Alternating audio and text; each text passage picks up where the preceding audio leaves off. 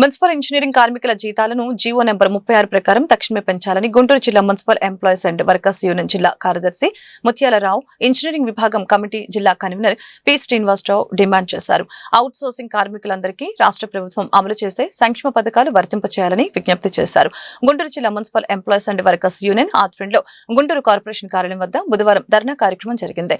ఈ సందర్భంగా వారు మీడియాతో మాట్లాడారు. ఇంజనీరింగ్ కార్మికుల సమస్యల పట్ల పాలకులు నిర్లక్ష్యంగా వ్యవహరిస్తున్నారని ఆరోపించారు. అలాగే రిటైర్మెంట్ బెనిఫిట్స్ అమలు చేయాలని అన్నారు. జూలై 4వ తేదీన విజయవాడలో మున్సిపల్ కార్మికుల సభ జరుగుతుందని, ఆ సభలో నిరవధిక సమ్మెకు వెళ్లే తేదీ ప్రకటిస్తామని చెప్పారు. ఇంజనీరింగ్ కార్మికులకు మద్దతుగా పారిశుద్ధ్య కార్మికులు కూడా ఈ సమ్మెలో పాల్గొంటారని ప్రకటించారు. ఈ రోజు రాష్ట్ర వ్యాప్తంగా రాష్ట్ర నాయకుల పిలుపు మేరకు అన్ని మున్సిపల్ కార్పొరేషన్ల ముందు ధర్నా చేయటం జరుగుతుంది. దీనికి కేవలం కారణం ఇప్పుడున్న రాష్ట్ర ప్రభుత్వం.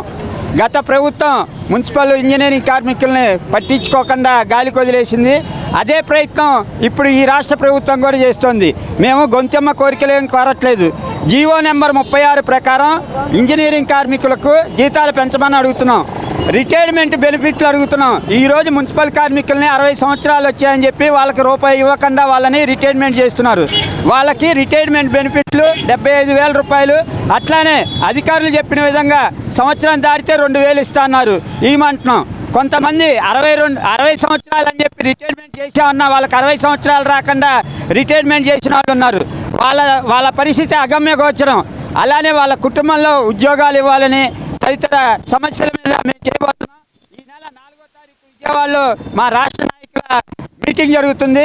మా రాష్ట్ర నాయకుల పిలుపు మేరకు మేము 4వ తారీఖు సమ్మెలోకి వెళ్తాము. ఈ సమ్మెలోకి వెళ్ళిన తర్వాత ప్రజలకు కానీ అధికారులకు కానీ మున్సిపల్ ఆఫీసులకు కానీ ఏదన్నా ఇబ్బందులు జరిగితే దానికి పూర్తి కారణం రాష్ట్ర ప్రభుత్వం అని ఈ మీడియా ద్వారా నేను తెలియజేస్తున్నాను. ముత్యాలరావు, జిల్లా ప్రధాన కార్యదర్శి, ది గుంటూరు జిల్లా municipal employees and workers union CIT అనుబంధం.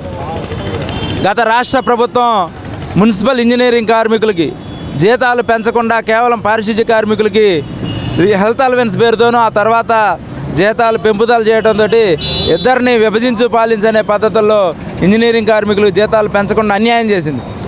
ఈ ప్రభుత్వం, కూటమి ప్రభుత్వం అధికారంలోకి వచ్చిన నాటి నుండి ముఖ్యమంత్రి గారిని 2 సార్లు కలిసాం. ఇంజనీరింగ్ కార్మికులు జీతాల పెంపులో అన్యాయం జరిగింది, వారికి న్యాయం చేయమని చెప్పేసి ముఖ్యమంత్రి గారిని కోరాం. అలాగే మున్సిపల్ శాఖ మంత్రి గారిని, ప్రిన్సిపల్ సెక్రటరీలు ముగ్గురు మారిన ప్రిన్సిపల్ సెక్రటరీలకి, డిఎంఏ గారికి పలు సందర్భాల్లో కలిసి వినతి పత్రాలు ఇచ్చి ఇంజనీరింగ్ కార్మికులకు జీతాలు పెంచి న్యాయం చేయాలని చెప్పి కోరినా ఇప్పటికీ ప్రభుత్వం జీతాల పెంపుదలకు సంబంధించి ఎలాంటి చర్యలు తీసుకోలేదు. అందువల్ల మున్సిపల్ కార్మికులు, ఇంజనీరింగ్ కార్మికులు సమ్మెలోకి వెళ్ళాలని జూన్ 20వ తేదీన తర్వాత ఎప్పుడైనా సమ్మెలోకి వెళ్తామని చెప్పేసి సమ్మె నోటీస్ ఇవ్వడం జరిగింది. ప్రభుత్వం ఈ నెలాఖరు వరకు చూస్తాము. స్పందించకపోతే 4వ తారీఖు విజయవాడలో మున్సిపల్ కార్మికుల సభ జరుగుతుంది. ఆ సభలో మేము ఎప్పటి నుంచి వెళ్తాము సమ్మెలోకి అని చెప్పేసి ప్రకటన చేస్తాము.